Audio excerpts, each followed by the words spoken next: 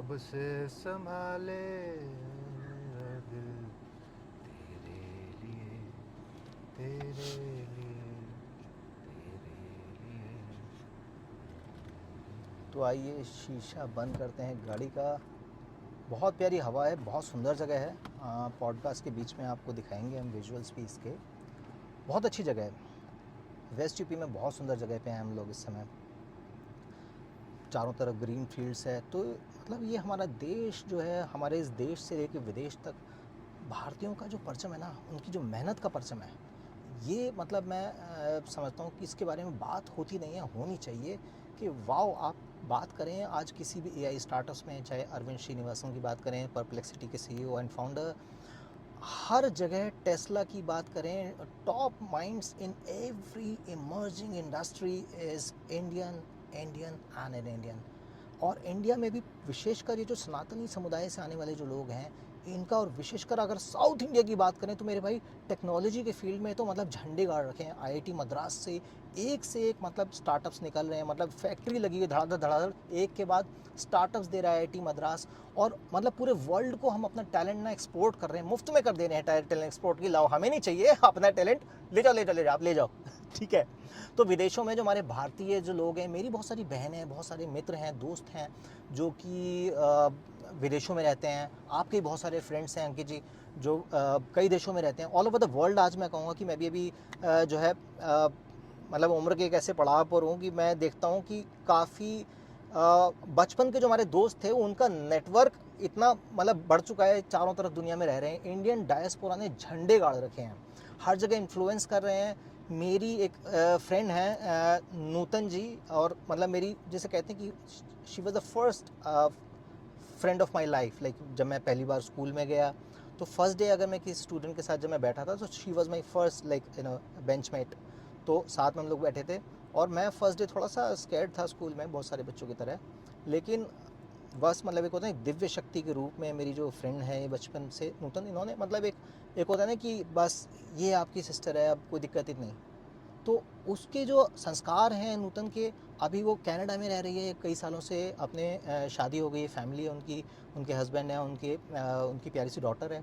तो वहाँ पर भी वो कनाडा में भी रह के हमेशा नवरात्रि के व्रत करना, जन्माष्टमी का व्रत करना, और भारतीय जो हमारे परिधान भी हैं, उनको भी हर फेस्टिवल्स वगैरह में उसमें एक भारतीय अटायर की अपने आप में एक ऐसी ऑरा है कि जब साड़ी पहन के या सूट सलवार पहन के जब कोई भारतीय लड़की जब निकलती है ना, तो एक दिव्य एक ऑरा होता है, एक डिवाइन ऑरा होता है कि जो अपने आप लोगों को मतलब अट्रैक्ट करता है। वेस्टर्न कंट्रीज़ में लोग देखते हैं, तो यही है असली इन्फ्लुएंस। मैं कहता हूँ, लोग कहते हैं ना सोशल मीडिया पे इन्फ्लुएंसर है, नहीं यार, रियल लाइफ में लोग इन्फ्लुएंसर हैं। आज भारतीय लोग पूरी दुनिया को इन्फ्लुएंस कर रहे हैं, और वो लोग देख रहे हैं, और उनके जो वेस्टर्न फ्रेंड्स हैं वो देख रहे हैं कि यार किस तरीके से they are raising a good family, अच्छे आईटी इंडस्ट्री में काम कर रहे हैं। तो मतलब लोग कहते हैं ना कि अच्छा मतलब कि अगर पारंपरिक हैं तो मॉडर्न नहीं होंगे, ज़्यादा पढ़े लिखे नहीं होंगे। ऐसी बात नहीं है यार, आईटी के फील्ड में टॉप पोजीशंस पे हमारे लोग हर जगह। You talk about the doctors in across the western countries, India, UK, Australia, New Zealand, lot of Indian doctors. uh, US is like full of Indian doctors, and people prefer an Indian doctor over an American doctor. So कुछ बात तो है भारतीय जनमानस के जो DNA है, ये भारतीय इस देश की जो गांव की मिट्टी है, गांव की मिट्टी से आज हम ये वीडियो बना रहे हैं। और अंकित, आपका भी एक ग्लोबल एक्सपोजर रहा है।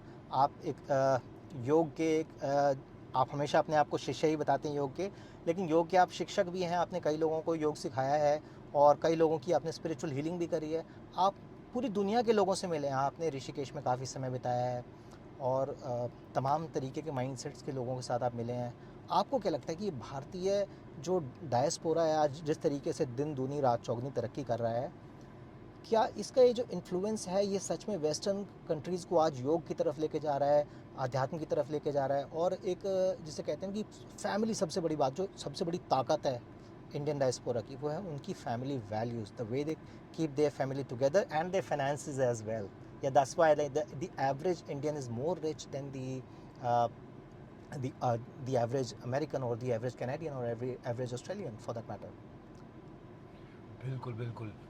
जैसे फॉर एग्ज़ाम्पल आपको बताऊं कि हमारे यहाँ के लोग हैं, आप भी जानते हैं, हमारे मित्र हैं मनीष जी एक, जो कि टेक्सास में रहते हैं और वो वहाँ पे जो है प्रॉपर्टी डीलिंग के काम शुरू किया उन्होंने। और ये इस टाइम वो रियल स्टेट मोगल बन चुके हैं। तो उनके पास अपना मतलब 2000-20,000 करोड़ का अपनी प्रॉपर्टीज़ हो चुकी हैं। तो इस तरह के बहुत सारे इंडियंस हैं। एंड जो आपने बोला जैसे फैमिली सिस्टम की बात जो की आपने, वो हमारा जो फैमिली सिस्टम है वो ऐसे हेल्प कर देता है कि जैसे फॉर एग्जांपल जहाँ पे एक अमेरिकन बंदा है, एक अमेरिकन बंदे के साथ क्या होता है कि वो एक बिज़नेस एक्सपेंड करता है तो वो लोगों को हायर करता है। और हायर करने में ट्रस्ट इशू, लॉयल्टी इशू, फिर उसके बाद फिर उनका वर्क आवर, ये सब चीज़ें होती हैं, उनकी डेडिकेशन जो होती है। अब कोई आदमी जॉब कर रहा है और कोई आदमी अपना बिजनेस चला रहा है, दोनों की डेडिकेशन में ज़मीन आसमान का फ़र्क होता है। तो इंडियन डायस्पोरा में क्या होता है कि जैसे फॉर एग्जांपल उन्होंने कैब का बिज़नेस शुरू किया, उन्होंने कैब डाले 3 से 4, फिर उन्होंने अपने भाई को उसमें इन्वॉल्व कर लिया, तो उससे वो उनकी जो है वो बिज़नेस और एक्सपेंड किया। इस तरह से करके वो फैमिली को इन्वॉल्व करने लगते हैं।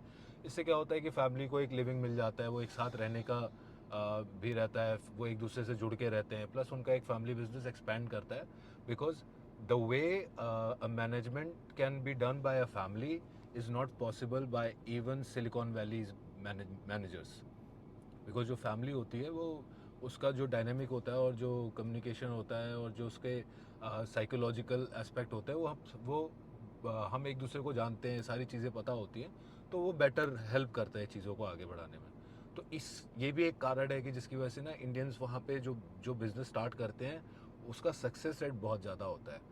वो बढ़ता है, एक्सपेंड करता है, एंड 10 टाइम्स ज़्यादा एक्सपेंड करता है कि जितना कि वहाँ के लोग 10 जनरेशन्स में वो वेल्थ कर पाएंगे, उतना जो इंडियन डायस्पोरा है वो सिर्फ 2-3 जनरेशन में ही कंप्लीट कर लेता है। बिकॉज वो जहाँ पे 10 जनरेशन्स में 10 फैमिलीज वर्क कर रही हैं, वहाँ वो 3 या 4 फैमिलीज मिल करके एक साथ वो उतने ही टाइम्स काम कर लेती हैं। बिल्कुल, बिल्कुल। तो अभी योगा का जैसे अभी योग दिवस निकला है। तो योग दिवस का अपना एक बहुत बड़ा महत्व ये है कि आपको पूरे वर्ल्ड में सारे नेशंस के कंट्रीज़ जो है योगा के ऊपर कोई ना कोई कार्यक्रम कर रहे हैं अपने स्कूलों में या अपने जहाँ पे वो अपना मीटिंग्स करते हैं या जहाँ पे वो हेल्थ या वेलनेस की बात करते हैं। तो every country has imbibe this yoga day. इससे क्या होता है, जैसे ही every day in every country everyone for one day remembers yoga, उससे वो इंडिया को भी रिमेंबर एक रखता है। हमारा मैं समझता हूँ कि भारत का एक ग्लोबल नैरेटिव भी ये सामने रखता है योग दिवस जो है। अगर बिल्कुल। वो योग दिवस को अगर सऊदी अरेबिया में भी मनाया जा रहा है और पूरी दुनिया में अमेरिका से लेके पूरे अगर जापान तक में उसे मनाया जा रहा है, यानी एक ऐसा डे है जो भारत की एक प्राचीन पद्धति के ऊपर आधारित है पूरी दुनिया में। तो ये भी एक भारत का नैरेटिव मजबूत करता है। मैं समझता हूँ नरेंद्र मोदी जी ने ये काम वाकई बहुत अच्छा किया कि इसको योग दिवस, ये भी अपनी भारत की डिप्लोमेसी की ताकत है। आज भारत की सॉफ्ट पावर को ये प्रदर्शित करता है। बिल्कुल। आप वर्ल्ड में कहीं भी चले जाएं, जहाँ जहाँ भी यूएन है, वहाँ पे योग दिवस मनाया जा रहा है। और इसकी वजह से हिंदुस्तान को भी याद किया जा रहा है साल में हर बार। अगर कोई भी बच्चा एक साल में एक बार भी अगर योग करता है या योग को याद करता है, तो उसको उसको पता है कि योग कहाँ से आया है, वो कहाँ की विद्या है। प्लस योग को आगे रखने का हमारा यही एक सबसे बड़ा एक कारण ये भी है कि आ, हमारा जो मैसेज है, जैसे आपने कहा कि जो हमारा मैसेज ये नहीं है कि भाई हम तुम पे अत्याचार करेंगे या हम तुम पे रूल करना चाहते हैं। हमारा कहना यही है जो मोदी जी हमारे कहते हैं कि भाई हम ना आंखें झुका कर बात करेंगे, ना आंखें दिखा कर बात करेंगे। हम जो बात करेंगे सामने आंखों के आँख से आँख आंख मिलाकर बात मिलाकर करेंगे। बात करेंगे। तो ये हमारे अब टेंडेंसी, हम किसी से नीचे नहीं हैं, ना हम अमेरिका से नीचे हैं, ना हम यूरोप से नीचे हैं। और बस ये है कि इंडिया इतना बड़ा है और इतना कॉम्प्लिकेटेड है कि उसको मैनेज करना बहुत मुश्किल होता है। वरना अदरवाइज अगर इंडिया को अगर प्रॉपरली मैनेज कर दिया जाए, जो कि धीरे धीरे हो रहा है, बहुत सारी चीज़ों में हो रहा है, वो एकदम से नहीं होगा, उसको लगेंगे 10 साल 20 साल, लेकिन वो धीरे धीरे शुरू हो चुका है। और वो अगर उस तरह से अगर डेवलप किया जाए तो इंडिया अ, अपने, अगर मैं कह रहा हूँ इंडिया नंबर 1 पे तो जाएगी ही जाएगी, लेकिन जब वो नंबर 1 पे जाएगी तो जो उससे नंबर 2 होगा वो कम से कम उससे 10 गुना कम होगा। हुँ, तो जो the gap between the first and the second जो होगा ना उस टाइम पे, वो बहुत ज़्यादा होगा। बिल्कुल। तो उसको कैचअप करना ही बहुत मुश्किल होगा। जैसे for example 49 trillion dollars pound, sorry 49 trillion pound जो है यूके लेके गया था हमसे। हुँ, वो 49 ट्रिलियन पाउंड जाने के बाद भी आज तक हमारी इकोनॉमी इतने तक नहीं जा पाई है, $49 ट्रिलियन, पर डेफिनेटली जाएगी। क्यों? क्योंकि हम वी हैव पीपल, कंट्रीज में लोग नहीं है We have people who are willing to work. The willing to willpower is work. very important. हाँ, See in UK, in Australia, and Germany, see what's happening. People don't want to work. A lot of people have become dependent on schemes, the social schemes, and a lot of people are facing the drug abuse. तो ऐसी परिस्थिति में आज मतलब grooming gang से लेकर तमाम परेशानियों को जिन्हें आज झेलना पड़ रहा है पश्चिमी सभ्यताओं को, कहीं ना कहीं भारत में भी वो चीज़ें एग्जिस्ट करती हैं। पर ये एक कहीं ना कहीं भारतीयों के पास जो इनकी एक फैमिली सिस्टम है, ये काफ़ी हद तक उनकी एक प्रोटेक्शन मैकेनिज्म के लिए में वर्क करता है। अब जो ब्रोकन फैमिलीज़ की जो ब्रोकन चिल्ड्रन है, वहाँ पर्टिकुलरली गर्ल्स को ये लोग बड़े आराम से टारगेट कर लेते हैं ग्रूमिंग गैंग्स वाले।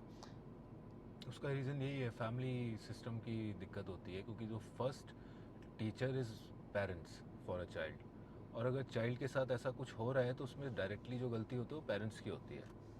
कि अगर उनको आप बच्चों को पहले से समझा के रखो, आप सीख के रखो, आप उसको टैबू ना समझ करके ना बच्चे से डिस्कस करो इस चीज़ को, एक नॉर्मलाइज करो उस टॉक को, तो उससे क्या होता है कि जब बच्चा उस प्रॉब्लम में होगा तो सबसे पहले आपके पास आएगा। अगर आप उस चीज़ का टैबू बना दोगे तो वो हो जाता है। तो ये बहुत सोशल है। अब इस चीज़ में हमारे सिख जो भाई लोग हैं, उन लोगों ने पूरे यूरोप में इकलौते लोग होंगे जिन्होंने पूरा प्रोग्राम चला रखा है इस चीज़ के पीछे। तो इसमें वापस फिर हम इंडियन पे ही आ जाते हैं कि पूरे वर्ल्ड में सबसे ज़्यादा अगर ग्रूमिंग गैंग्स की प्रॉब्लम किसी ने झेली है तो इंडिया ने झेली है, और वो आज से नहीं झेल रहा है, वो मुगलों के टाइम से झेल रहा है। तो हमें पता है, हमारे यहाँ लोग हैं जो इस चीज़ को बहुत अच्छी तरह से समझते हैं, बहुत अच्छी तरह से जानते हैं। तो हमारे यहाँ इस चीज़ की नॉलेज है, और स्पेशली इंडियंस हैं जो, चाहे कनाडा हो गया, चाहे यूएस हो गया, चाहे यूरोप हो गया, सबसे ज़्यादा प्रॉब्लमेटिक कंट्री इस समय अगर इस्लामिक रजीम से कोई है तो वो है यूके। तो अगर ये भी पॉसिबल है कि 4 से 5 साल के अंदर UK can be the second Islamic nuclear country. Yes, in United Kingdom, I'm sorry to say, but the most common name of a newborn child in UK for long, for more than a decade, it has been like the name that has been Muhammad. या So that's the most common name in UK, and isn't that surprising? Well, then people say like, okay, there's like something I would like to highlight here. लोग कहते हैं कि ठीक है, और वहाँ पे मुस्लिम जाके बहुत बच्चे पैदा कर रहे हैं। See, nobody has stopped the British people from producing more children. Nobody has stopped them to keep their family together. Nobody has stopped the British people to to make more babies, make more love, be happy, enjoy, raise a great family, raise a powerful family. I mean, you see the immigrants are producing about 8 children, 11 children in your country. So somebody's got to be responsible for this. Definitely it's first of all is the government which is responsible, which is allowing such things to happen. And even like day before yesterday I was watching this first post and Palki Sharma was reporting on this, that even like the prime minister of like Britain is responsible, as it has his name in this grooming gang, so even he was using that thing. So we understand that this thing has gone very deep into this Western civilization, and because Western civilization was always protected from this thing, they actually never understood this. See, it's very good to have open mind, but we should not have so much of mind. Our mind should not be open in that way that every time the wind comes, our brain starts to whistle. So that this is what is happening with Britain. Their brains are whistling and they cannot hear what actually is happening. So imagine like 13-year-old girls to 14, 15-year-old girls are being used as sex slaves. And if you go to the cops and you complain about it in the police station, nothing will happen. Our police station mein, you see 200 people are going to come down, right? So from the immigrant community, and then they're going to storm the entire police station. Yeah. So, and you see people, for long, it's been more than a decade, you see the condition of Luton in England. Now see the situation. It looks like it looks like Muzaffarnagar, ये हालात हो चुके हैं आज London में। London Muzaffarnagar वाली परिस्थिति हो चुकी है लंदन की, ल्यूटन की। और ठीक है, आप किसी भी देश में जाते हैं, आप वही है ना कि ये एक बहुत बड़ी शक्ति है, जनसंख्या बहुत बड़ी शक्ति है, और इस शक्ति को जो नहीं समझते हैं ना, वो नेशंस दे फॉल डाउन। इसीलिए अब टाइम आ गया है कि हम भारतीय लोगों को भी ना एक एकजुट होकर के, क्योंकि हाँ डेफिनेटली भारतीय लोग बहुत पावरफुल है पूरे वर्ल्ड में। एंड मैं कह रहा हूँ ओशन टेक्नोलॉजी हो, स्पेस टेक्नोलॉजी हो, इवन जो ओपन एआई है जिसने चैट जीपीटी बनाया है उसके डेवलपर तो इंडियन थे सारे। एंड कोर जो टीम आप आइडिया, कहीं पे भी देखिए, आपको हर हाँ जगह टॉप आपको software developers, from Silicon Valley to Bengaluru, across the world. I mean, you go to Germany, the top minds in the you know microbiology. I have my friends. One of my friends, Sandeep, is in Germany, and he's a PhD holder in microbiology. और एक मेरे friend हैं निश्चित, वो Australia में रहते हैं, हमारे मित्र। और काफ़ी फेमस उनका फेसबुक पेज भी है, प्रेस्टिट्यूट्स करके। 5 लाख से ज़्यादा बड़ी उनकी ऑडियंस है, सालों में उन्होंने बनाई है। और एक भारत का जो ग्लोबल नैरेटिव है सोशल मीडिया पर अगर किसी ने रखा है, तो रिपब्लिक से पहले से निश्चित जी का ये पेज चल रहा है फेसबुक पर। यू शुड बिल्कुल गो अहेड सही बात है। And like this page on Facebook, presstitutes. और बिल्कुल सत्य को ना ज्यों का त्यों इस पेज पर रखा जाता है। और Nishchit ji comes from an army family. Australia में रहकर भी भारत का जो नाम है वो रोशन कर रहे हैं, ब्लॉगिंग कर रहे हैं देश हित में।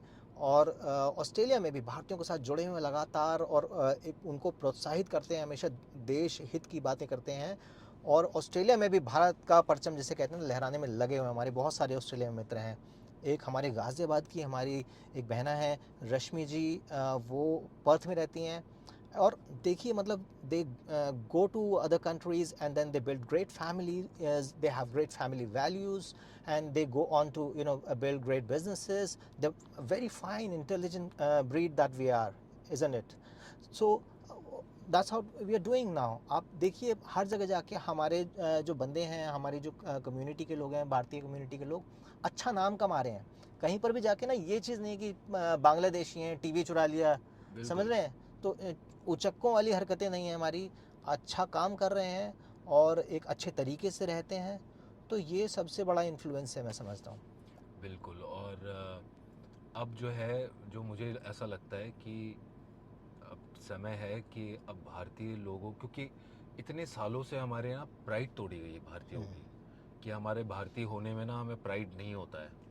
वो जो प्राइड तोड़ी गई है वो कई 100 सालों की है, और अब हमारा समय आ गया है कि अब हम वो प्राइड को वापस लेना शुरू करें। बिल्कुल। और हमारे जो नॉलेज है, हमारे लोग हैं। अच्छा चलिए, जैसे कहते हैं कि पहले कहा जाता है ना कि पहले इंडिया बहुत आगे था, टेक्नोलॉजी में आगे था। जब हमारे यहाँ यूनिवर्सिटीज़ होती थी तब ये लोग अर्ली मैन की लाइफ जी रहे थे। बिल्कुल। तो अब वापस वो समय आने वाला है, और वो समय आ चुका है इस तरीके से, जैसे आपने बोला कि हमारे कितने भारतीय लोग हैं जो जर्मनी या इधर या उधर वो टेक्नोलॉजीज़ में हैं। And peak of technologies, even quantum mechanics, जो कि बहुत ही अभी तक वो टेक्नोलॉजी आई भी नहीं है। And still we don't even know कि what will be the application of that. But still उसमें आप देखेंगे सर्न हो गया, कोई भी हो गया, वहाँ जो हेड प्रोजेक्ट्स में है, जो प्रोजेक्ट मैनेजर्स हैं, साइंटिस्ट हैं, वो सब इंडियंस हैं। बस तो मैं एक चीज़ हो जाएगी अगर इंडिया में, कोई एक चीज़ हो सकती है कि कोई एक चीज़ ऐसी हो जिसकी वजह से वो सारे लोग वापस आ जाएंगे उस ब्रेन और उस टेक्नोलॉजीज़ को लेकर के वापस इस देश में, एंड ये देश ट्रांसफॉर्म हो जाएगा।